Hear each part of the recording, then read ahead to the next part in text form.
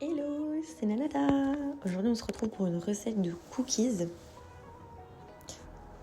au marron glacé, à la crème de marron glacé.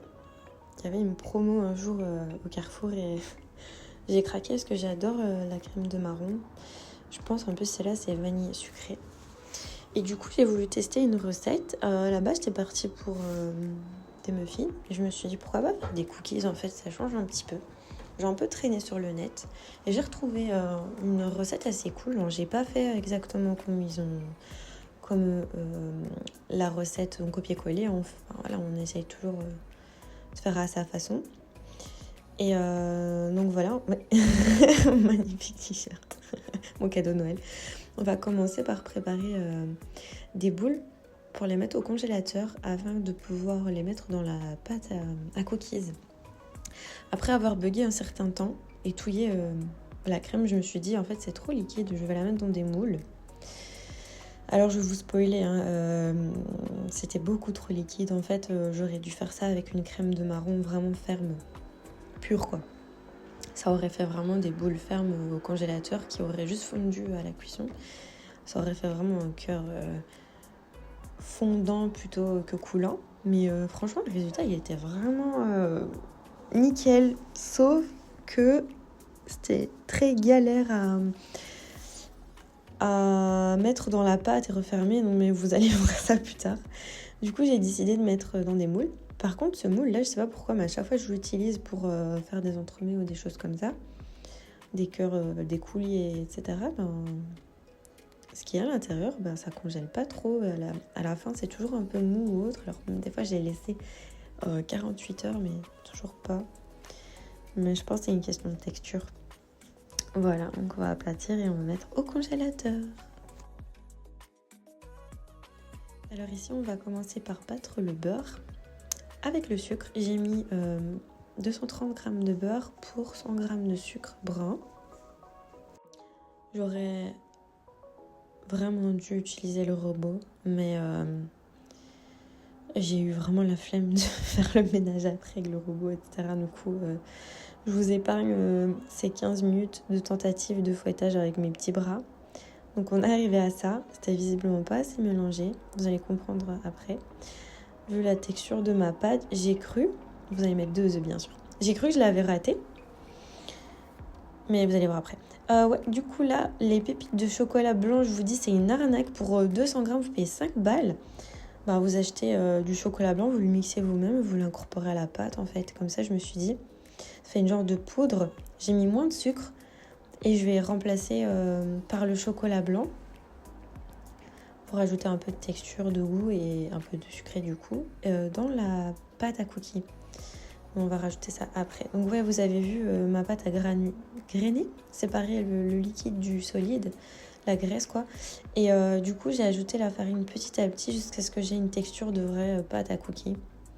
Et ça va, j'ai réussi. Donc désespérez pas si ça vous arrive aussi. Et c'est la deuxième fois que ça m'arrive en vidéo. Mais voilà, là je savais que c'était récupérable, donc j'ai continué. Je l'ai un peu pétri à la main, même si... même si c'est pas une pâte à pain, mais c'était juste pour pouvoir raffermir la pâte. Et après, quand ça devenait collant, je l'ai remise dans le bol avec le fond de farine. Et puis voilà, je vous commence vraiment en direct ma vidéo. Un petit intrus. Les gars, j'ai une migraine. Mais je suis trop motivée à faire des vidéos en ce moment.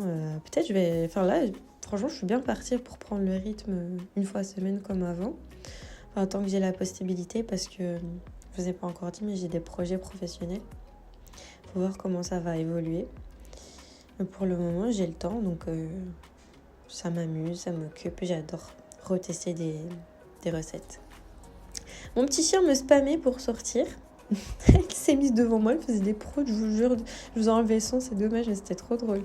Du coup, on se rejoint après. Et voilà, la pâte, on l'a mis au frigo pendant la balade de Roro. Donc bien une demi-heure, 1 heure.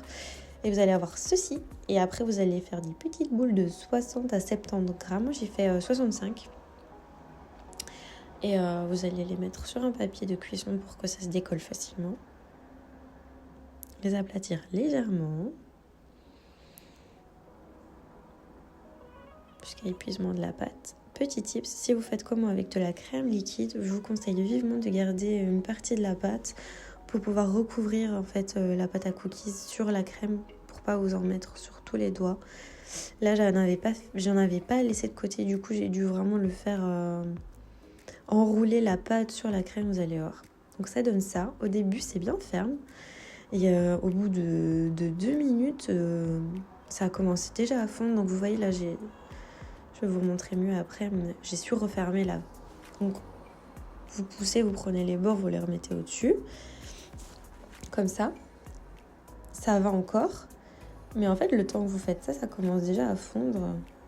Et vous allez avoir vraiment du mal à les refermer.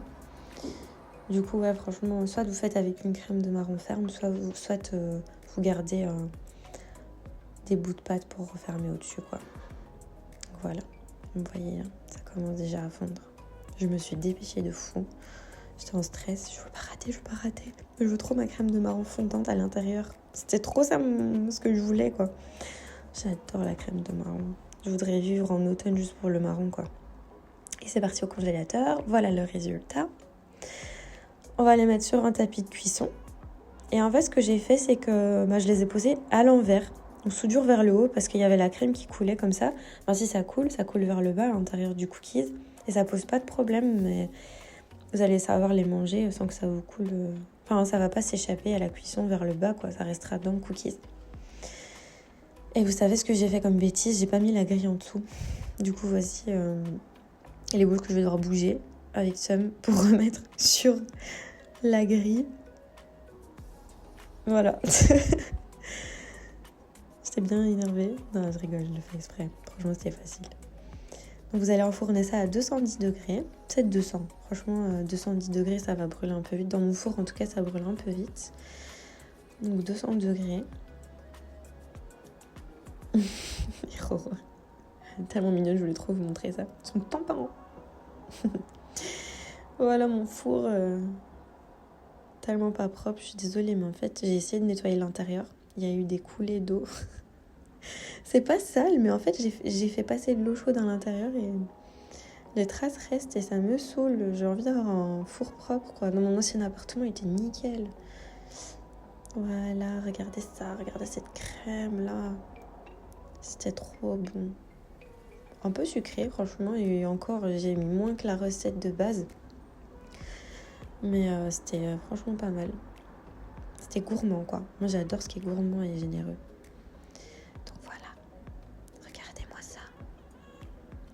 Dites-moi en commentaire si vous avez testé et quelle catastrophe vous avez eu avec la crème de marron. Sinon, abonnez-vous, likez si vous aimez mes douces voix, mes douces vidéos et mes bêtises et mon chien parce qu'elle est trop mignonne. Moi, je vous dis à bientôt, peut-être à la semaine prochaine. Sinon, bisous!